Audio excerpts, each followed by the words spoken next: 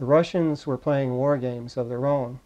They would kind of harass the fleet, and they would try flyovers. The Saratoga was flyover, to explain that. A Russian Bear aircraft, very fast, very high-flying turbo aircraft.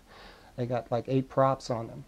And they would do flyovers, and they would monitor our electronic emissions to try to figure out what kind of electronic warfare they could do. And I had detected, in fact, I got a commendation for detecting a Russian Bear aircraft from Commander Gibson at that time.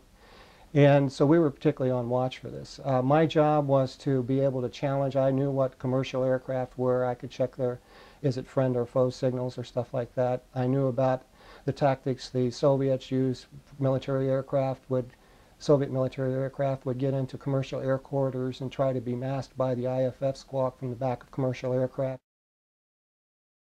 I was on mid-watch during my second med cruise, and it was about sometime between midnight and 2 o'clock, and I had a contact come on the radar scope. This new radar that we had a SPA 50-inch repeater. We used to have SPA 8s and a VG, a vector guide that we plot aircraft on, and I knew the difference between surface search radar and air search radar. There's differences in polarity of the radio signal and things like this, and how the waves come back, all the stealth kind of stuff, you know, active and passive electronic countermeasures. So I know the difference between a flock of geese, or, you know, wave returns, or false echoes. We could generate false signals. Part of my job was to generate false signals to midshipmen that would come on board the Roosevelt for training on radar equipment, to see if they could tell the difference between an internally false signal that's generated and a real signal on the radar scope. And in fact, this was the first thing that challenged me to check it out in ECM as to whether or not the contact that I had on the scope was genuine. Because this was between 65,000 feet and above, and the strength of the signal was as strong as the surface contact on the water of an aircraft carrier. This contact was huge. It was got my attention, and the attention of others that were on watch. There were 4 enlisted on watch and 2 officers at the time that this occurred. We challenged it and checked the codes out. It was not commercial, and then it began to move fairly slowly at first, and then very quickly. It was doing better than 1,000 knots. The first time I picked it up, it was hovering, it was stationary.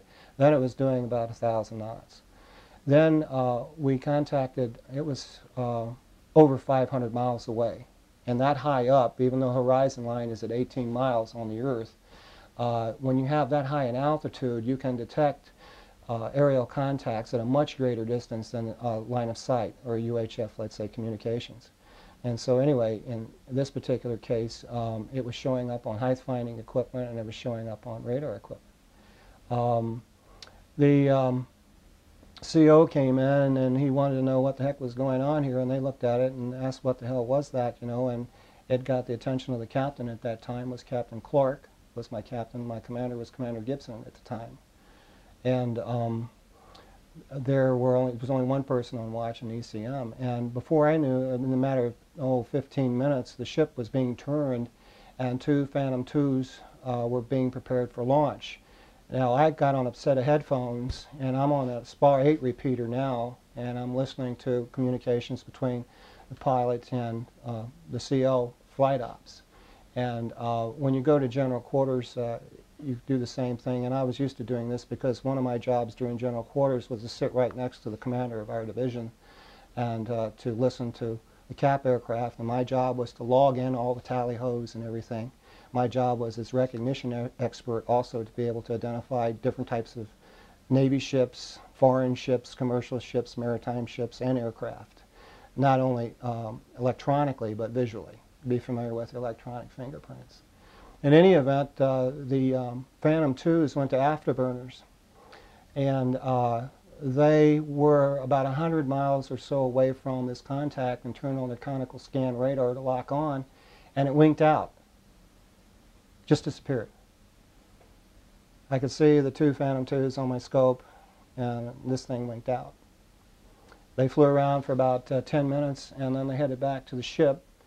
Now understand, this is normally they spot aircraft on the deck, but they always keep the side ramp. You can launch from 3 catapults on the Roosevelt. You can launch. The 2 forward catapults were, at this time, were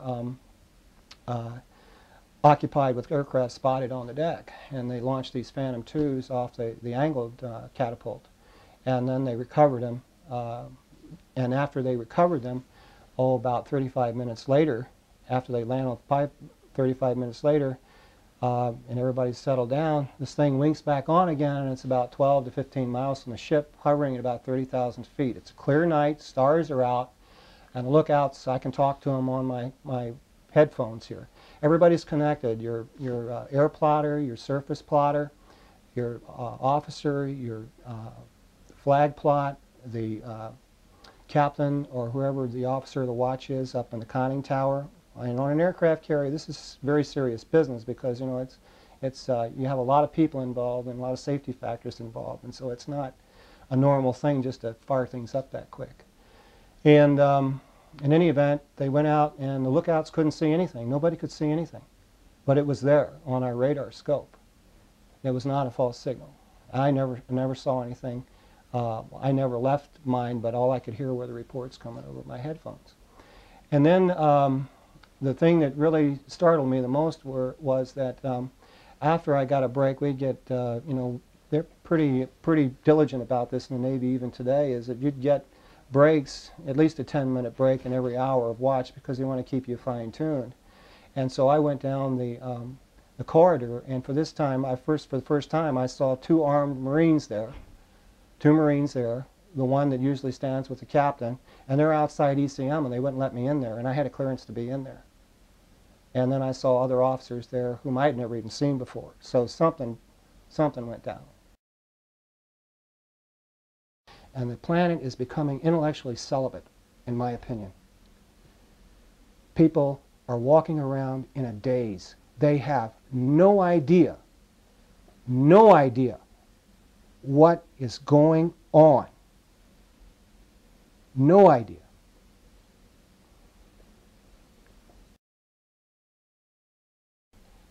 Many corporations have been getting, you know, wealthy, and yes, they've been providing humanity as a whole with technological change that benefit us all.